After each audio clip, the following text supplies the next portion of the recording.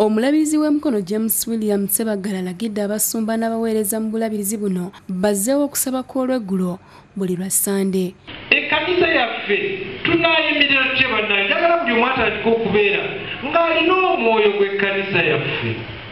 Omulabirizi Ssebaggala agambye nti kino kigendereddwamu okukomyawo abakristaayo mu kkanisa ababadde bagyabulira ne badda mu balokole abasaba olunaku olulamba. Omulabirizi Ssebaggala bino abyogedde ku kkanisa ya St. Stephen's e Namagabi mu Kayunga bw'abadde assaako abaana 77 emikono. Mukama omwana w'ono n'ekitabo ekiva mu ggulu anyikirenga okubeera mu mirembe gyonna era omwogerengako omwoyo omutukuvu.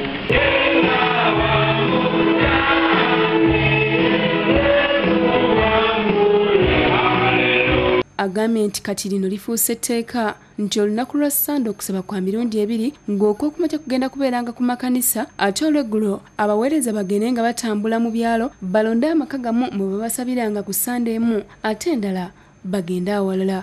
Bazooni liida gwe mulimu gwammwe okunoonya abeekweseeyo n'ebirabo byaffe. Abantu bwe mutabayika enjukunju abakristaayo okubakomyawo mu kkanisa, ekkanisa ejja kutambula ng'ekola ki? Omulabirizi Ssebaggala agamba nti abakristaayo bangi baweddemu amaanyi era bo nga bakulira ekkanisa beeraliikirivu kuba buli lunaku olukya omuwendo gw'abakristaayo mu kkanisa gukendeera. Lw'osoma lipoota z'abasumba olabanga ali ku mulimu naye alinga asindika emmotoka ezitowa egeerinnya olusozi. Agambye kino kyeyolekera ku baana abasibwako emikono buli mwaka kuba bangi bwe bamala omusomo omwaka oguddako tebadda mu kkanisa. Naye ng'ate obuwundo ge yalabira ku balabirizi kubanga bwe yabasangako emikono abaana mu kkanisa tebaakomangawo. Asiimye abakristaayo b'e Namagabi abakulemberwa Margaret Ssempala olw'okuzimbira omwawulo ennyumba amakiri bona.